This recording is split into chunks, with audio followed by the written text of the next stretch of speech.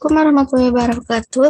Di sini saya akan sedikit menjelaskan tentang uji Mann-Whitney. Nah, uji Mann-Whitney test adalah uji non-parametris yang digunakan untuk mengetahui perbedaan median dua kelompok bebas apabila skala data variabel terikatnya adalah ordinal atau interval atau ratio tetapi tidak berdistribusi normal. Dalam Mann-Whitney, uji dilakukan untuk mengetes perbandingan dua populasi yang sama dengan median atau nilai tengah yang berbeda. Lalu, asumsi Mann-Whitney berdasarkan uraian di atas, maka dapat disimpulkan asumsi yang harus terpenuhi dalam Mann-Whitney test, yaitu yang pertama, skala data variabel terkait adalah ordinal, interval, atau rasio. Apabila skala interval atau rasio, asumsi normalitas tidak terpenuhi. Normalitas dapat diketahui setelah uji normalitas.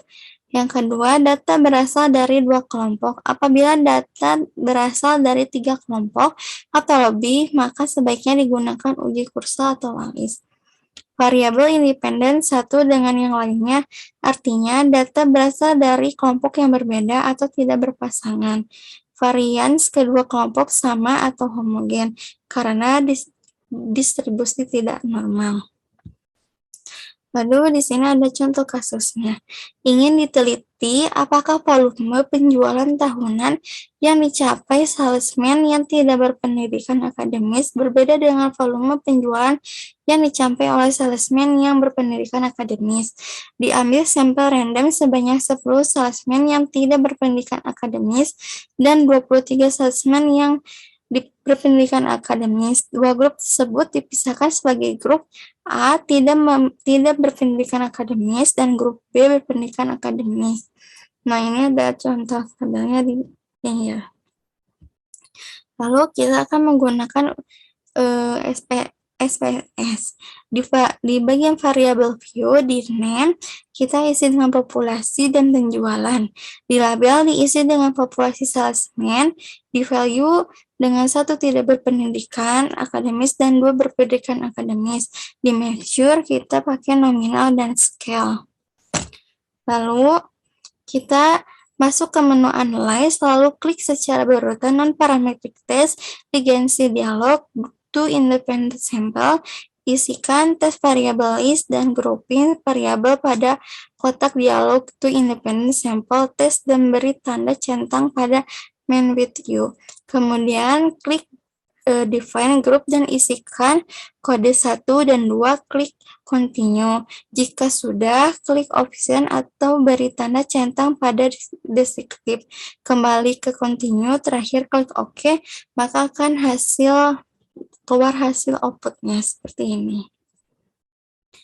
Nah, di sini ada 2 tabel hasil outputnya. Statistik uji J hitung 3,292, sig 0,001, kriteria uji tolak H0 jika J hitung lebih besar dari J tabel atau p-value lebih kecil dari alfa. Berdasarkan hasil SPSS, kita peroleh nilai J hitung sama dengan 3,292 dan p-value 0,001. Karena J hitung 3,292 lebih besar dari 0,05 sama dengan 164 dan p-value lebih kecil dari alfa, maka H0 ditolak. Kesimpulan, berdasarkan hasil tersebut, maka dapat disimpulkan bahwa rata-rata volume penjualan tahunan yang dicapai salesman yang tidak berpendidikan akademis berbeda dengan volume penjualan yang dicapai oleh salesman yang berpendidikan akademis. Sekian yang bisa saya dapat sampaikan. Wassalamualaikum warahmatullahi wabarakatuh.